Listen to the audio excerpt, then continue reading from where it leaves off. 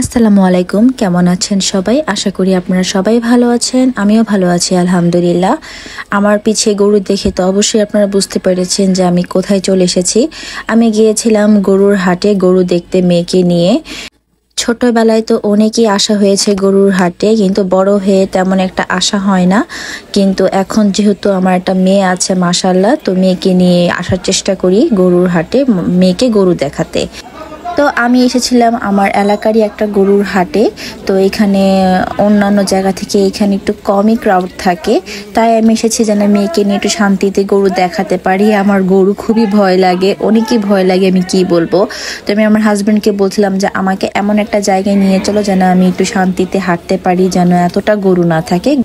যেমন গাবতলীর হাট, দিয়াবাড়ির হাট, আর অন্যান্য জায়গায় যেমন হাজারিবাগ, আরও অন্যান্য যে বড় বড় হাট আছে, তো সেসব হাট আমি অ্যাভয়েডই করেছি, কারণ আমি হাঁটতে পারবো না ভয়ে। দেখেন, তাও এখানে কিন্তু কম গরু নেই, ডানে বামে কিন্তু গরু দিয়ে ভরা। আর এখানে আমার মেয়ে আমার কোলে আসার জন্য পাগল হয়ে গিয়েছে। ও এখন আমাকে ছাড়া কিছুই বুঝে না, ও আমার কোলেই উঠবে। তাও আমি বললাম যে না, তুমি বাবার কোলে যাও, দেখো। তো ও যখন একটু গরু ধরে একটু ঠান্ডা থাকে, আবার যখনই হাঁটতে থাকে তখন ও আমার জন্য আবার কান্নাকাটি করে। মাশাআল্লাহ, দেখেন কত সুন্দর করে গরুটা ঘুমিয়ে আছে। আমার কাছে এত ভাল লাগছিল, মন চাচ্ছিল সামনে গিয়ে আদর করি, কিন্তু ওই যে আমি গরুকে এত ভয় পাই যদি লাথি মারে, তাই আমি আর ভয়ে গরুর কাছেই যাই না। যখনই দেখি দূরের থেকে কোনো গরু আসছে আমি একদম সরে যাই। আসলে আমি অনেক ভয় পাই গরুকে। দেখেন আশেপাশে গরুগুলো কত সুন্দর করে দাঁড়িয়ে আছে, ঘুমিয়ে আছে, বসে আছে। এই যে দেখেন কত বড় বড় গরু, এই গরুগুলোর দাম নাকি 2 লাখের উপরে। কি মনে হয় আপনাদের কাছে, এগুলো কি 2 লাখের উপরে? আমার এতটা ধারণা নেই, গরু দামাদামি আমি করতে পারি না। যতটুকু আমার কাছে মনে হয়েছে এগুলো 1,60,70 হলে ঠিক হতো। তো যারা গরু কিনতে এক্সপার্ট তারা হয়তো বা বুঝতে পারবেন যে আসলে এই গরুগুলোর দাম কত হওয়া উচিত ছিল। তো আপনাদের কেমন ধরনের গরু পছন্দ? অনেকের তো অনেক বড় বড় গরু কিনে, কেউ মহিষ কিনে, কেউ উট কিনে, আবার অনেকে বাছুর খেতে পছন্দ করে। আমার পার্সোনালি মাঝারি সাইজের গরুটা খুবই ভালো লাগে। আর কালারের মধ্যে না আমার কাছে ব্ল্যাক কালার গরুটাই বেশি ভালো লাগে।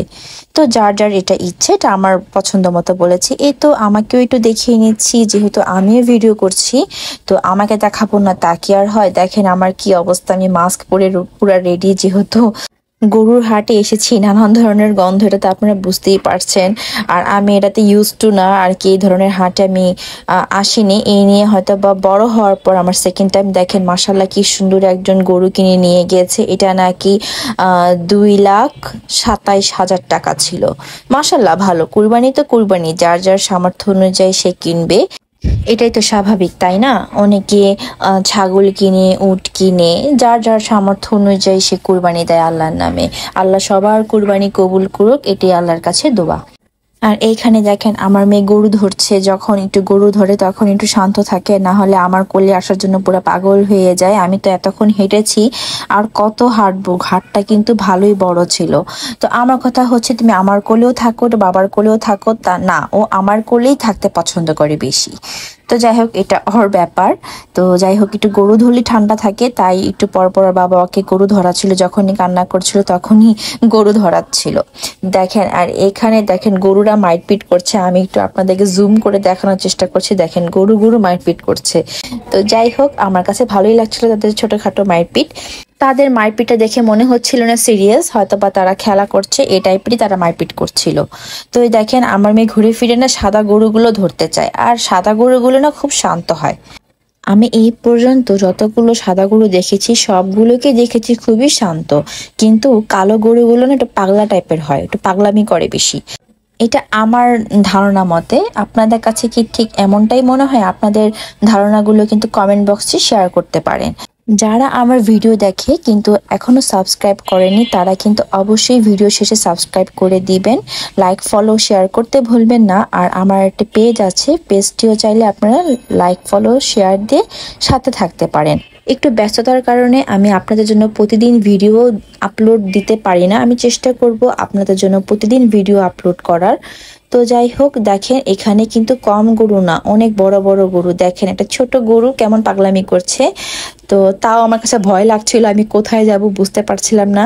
চারপাশে আমার গরু, মাঝখান দিয়েও গরু, কি এক অবস্থা। আমি একটু সাইড করে দাঁড়িয়ে পড়লাম। আর এখানে হয়তো বা লেনদেন করে গরুর।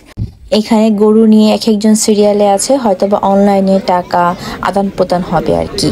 তো এখানে কিন্তু আপনারা যে কোনো রেঞ্জের গরু পেয়ে যাবেন, যাদের বাজেট কম হোক বেশি হোক সব ধরনের গরু কিন্তু এখানে পেয়ে যাবেন। আমি এসেছিলাম হচ্ছে আপনার নদীর পাড়ের হাট, এটা হচ্ছে আপনার বুড়িগঙ্গা নদীর পাশ দিয়ে এই হাটটা।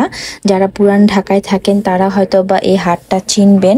তো এখানে আমি ইজিলি হাঁটতে পেরেছি, আমার কাছে ভালোই লেগেছে আর কি। আমাদের মতো যারা মেয়ে মানুষ আছেন যে সেটা ক্রাউড পছন্দ করেন না, তারা কিন্তু ইজিলি এসে এখানে ঘুরে যেতে পারেন। তো আমার কাছে এই দৃশ্যটা খুবই ভালো লেগেছে। এখন তো অনেকেই গ্রামে যাচ্ছে ঈদ করার জন্য, তো এই সিনটা খুবই কমই দেখা যায়। দেখেন পুরা জাহাজ ভরা মানুষ, সবাই তাদের পরিবারের সাথে ঈদ করার জন্য যাচ্ছে। তো এই তো আজকে আমাদের এই পর্যন্তই ভিডিওটা। যদি ভালো লেগে থাকে লাইক কমেন্ট শেয়ার করতে ভুলবেন না। ভালো থাকবেন, সুস্থ থাকবেন, আল্লাহ হাফেজ।